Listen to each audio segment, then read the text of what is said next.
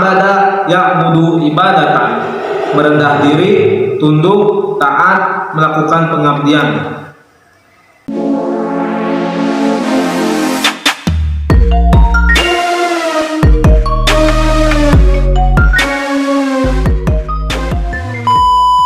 Bismillahirrahmanirrahim. Assalamualaikum warahmatullahi wabarakatuh. Alhamdulillahirabbil alamin wa bihi nasta'in wa ala umuri dunya waddin. Wassalatu wassalamu ala asrofil anbiya'i wal mursalin wa ala alihi washabbihi ajmain, amma ba'du. Salatan wa salaman daimaini mutalazimaini habibana wa nabiyana Muhammad sallallahu alaihi wasallam. Langsung saja saya di sini akan menjelaskan, akan mempresentasikan hasil diskusi kelompok saya, yakni tentang hakikat ibadah.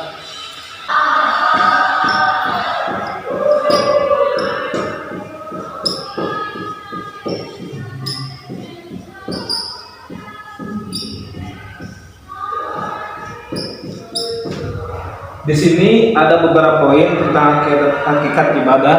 Yang pertama ada konsep ibadah. Konsep ibadah. Yang kedua ada ibadah mahdhah.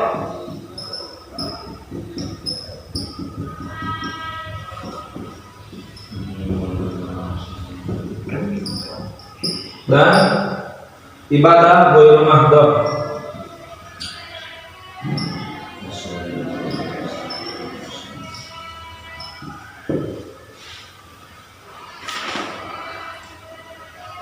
Yang ketiga, fungsi ibadah.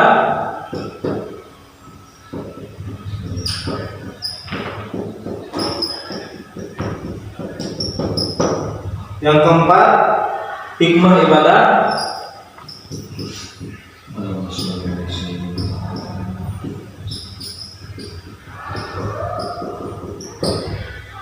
Yang kelima,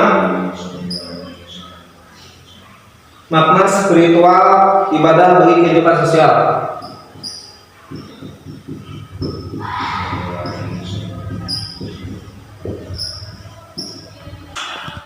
Hakikat ibadah.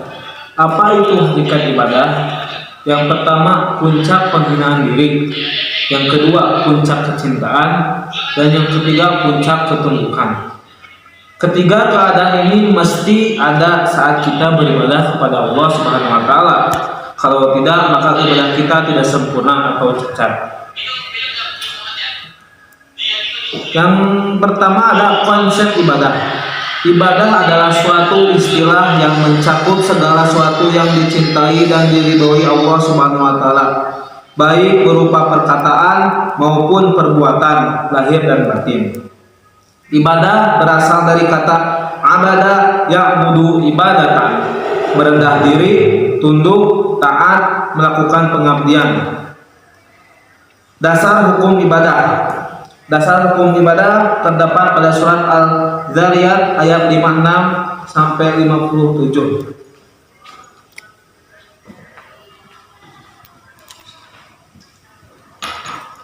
A'udzu billahi minasy syaithanir rajim. Bismillahirrahmanirrahim.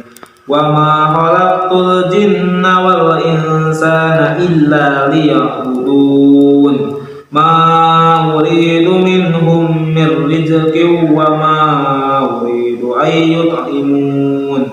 Shadaqallahu adzim. Yang artinya, dan aku tidak menciptakan jin dan manusia melainkan supaya mereka mengabdi kepadaku. Aku tidak menghendaki rezeki sedikit pun dari mereka, dan aku tidak menghendaki supaya mereka memberi makan. Quran surat Al-Dzariyat ayat 56 sampai 7. Macam-macam ibadah. Ibadah di sini terbagi dua. Yang pertama ibadah mahdhah. Ibadah mahdoh berarti peribadatan atau peribadahan yang sudah ditetapkan tata cara serta aturan-aturannya yang meliputi syarat, rukun, sunat, dan hal-hal yang memakruhkan serta membatalkan. Yang kedua ada ghairu mahdoh. Ibadah ghairu mahdoh adalah ibadah dalam pengertian yang luas karena tidak ditentukan tata cara atau aturannya secara baku sebagai hal ibadah mahdoh. Poin yang selanjutnya, fungsi ibadah. Sampai turun hadis qudsi, qala Rasulullah SAW, Allah Subhanahu wa taala menyampaikan, wahai hamba-hambaku, aku ciptakan kamu buat beribadah. Jadi kita jangan banyak bermain, jangan banyak main-main. Sebab ibadah itu buat bekal kamu atau kita semuanya pulang ke akhirat. Dikarenakan ketika kita pulang ke akhirat, alamnya beda, sifatnya berbeda.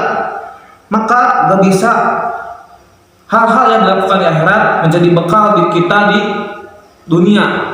Karena tidak bisa kita pulang lagi ke dunia sesudah kita di alam akhirat. Poin yang selanjutnya, hikmah ibadah. 1. Ibadah dapat meningkatkan keimanan kita dan ketakwaan kita kepada Allah Subhanahu wa taala serta menjauhkan kita dari perbuatan syirik. Yang kedua, ibadah dapat mendekatkan diri kita kepada Sang Khalik, yaitu Allah Subhanahu wa taala. Yang ketiga, menyadarkan kita akan keberadaan dan kekuasaan Allah. Jadi hikmah ibadah yakni mendekatkan kita kepada Sang Pemilik, yakni Allah, kepada Tuhan kita Subhanahu wa taala. Poin yang selanjutnya ada makna spiritual ibadah bagi kehidupan sosial. Hikmah yang diperoleh dari ibadah, makna spiritual bagi kehidupan sosial dari ibadah yakni membentuk pribadi yang tidak syirik, mempertebal iman dan ketakwaan, menghindar dari kemaksiatan. Ada beberapa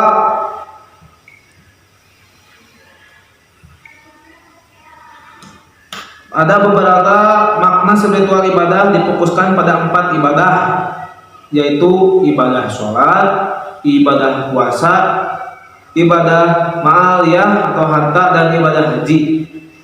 Kesimpulannya adalah melaksanakan apa yang Allah cintai dan ridhoi dengan penuh ketundukan dan kerendahan diri kepadanya. Ibadah akan terwujud dengan cara melaksanakan perintah Allah dan meninggalkan larangannya. Mungkin cukup sekian dari saya. Mohon maaf atas segala kekurangan.